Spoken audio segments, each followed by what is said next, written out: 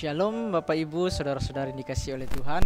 Kembali lagi kita di ringkasan pelajaran sekolah sahabat kita. Dan kita telah memasuki di pelajaran kita pelajaran yang ke-11 tentang Rut dan Esther. Namun sebelum kita akan melanjutkan, mari kita berdoa terlebih dahulu. Kita satu dalam doa. Bapa kami di surga, terima kasih ya Bapa untuk penyertaan-Mu. Pada saat ini kami mau belajar akan sekolah sahabat kami. Kiranya Tuhan memberkati kami sehingga apa yang dituliskan oleh sekolah sahabat kami boleh dapat mengerti dan kami boleh terapkan di dalam kehidupan kami. Bantu kami dalam nama Tuhan Yesus kami sudah berdoa. Amin. Baik Bapak Ibu, Saudara-saudari yang dikasihi oleh Tuhan, saya akan membahas di pelajaran kita di hari Minggu dengan judul besar yaitu kelaparan di rumah roti.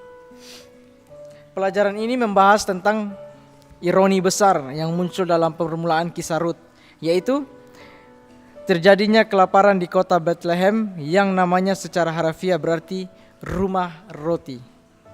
Kota yang seharusnya melambangkan kelimpahan justru dilanda oleh kelaparan.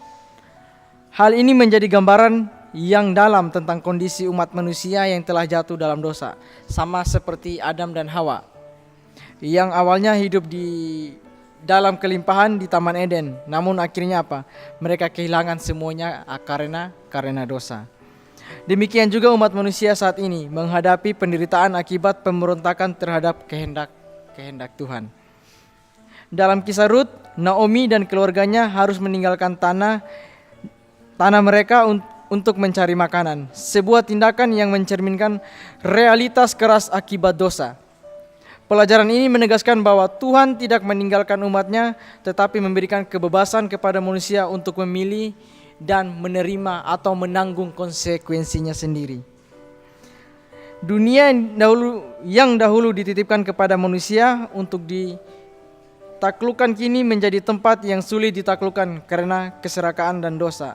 Namun demikian, Tuhan tetap hadir dan berkarya di tengah-tengah penderitaan. Bumi masih menunjukkan jejak kasih dan kuasa kreatif Tuhan melalui alam dan kehidupan yang tetap berlangsung. Bahkan setelah 6.000 tahun dosa dan kerusakan, dunia ini masih menjadi saksi akan kasih Tuhan yang luar biasa. Ya, jadi kalau kita melihat dari pelajaran ini, Bapak Ibu Saudara-saudara yang dikasihi oleh Tuhan, bagaimana kelaparan yang terjadi pada saat itu di zaman Rut ya, yang seharusnya kota Bethlehem ini menjadi kota yang sangat limpah atau sangat kaya ya, tetapi apa? Karena ulah mereka lah, makanya kota ini menjadi dilanda oleh kelaparan. Nah, sama juga seperti kita pada zaman ini. Seharusnya kita memiliki ini, tetapi karena dosa kita atau perbuatan kita yang melanggar akan hukum Tuhan, sehingga apa? Sehingga kita menjadi seperti ini ya. Mungkin ada di luar sana, oh ya, kok hidup saya seperti ini, hidup saya nggak baik-baik saja. Ya iya, mungkin itu karena apa? Karena akibat dari yang kita mulai sendiri ya. Kita yang memulai pasti kita harus menanggungnya ya. Karena di firman Tuhan sudah dikatakan bahwa apa? Siapa yang melanggar ya dia menanggung upah dosanya sendiri ya. Tetapi apa? Ketika kita mengalami kesulitan dalam kehidupan kita apa? Tuhan tetap menyertai kita. Ya, Tuhan tidak pernah meninggalkan kita. Buktinya apa? Kalau kita sekarang masih dengan keadaan tubuh yang sehat, masih bisa melakukan, berarti apa? Tuhan masih menyertai kita.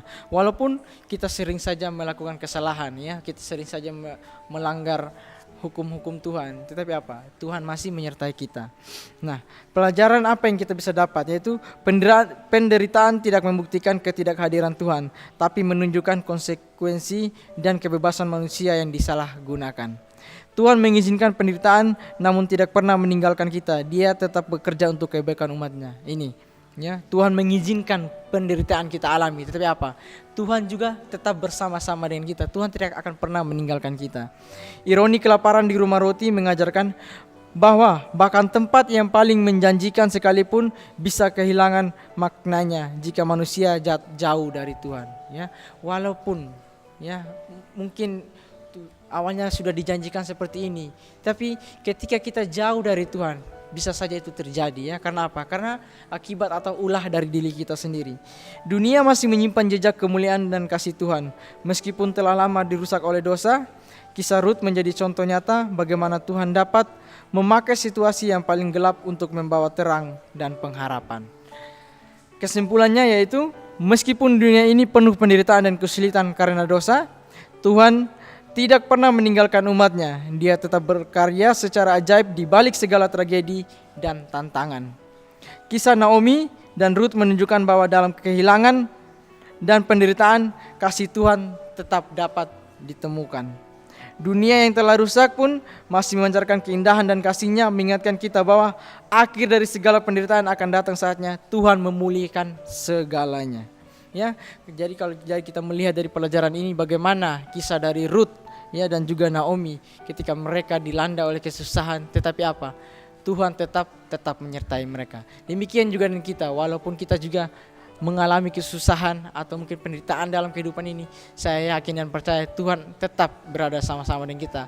Asalkan apa? Kita tidak jauh dari Tuhan. Biarlah dengan pelajaran kita pada hari ini dapat menguatkan iman percaya saya dan saudara. Tuhan memberkati kita semua.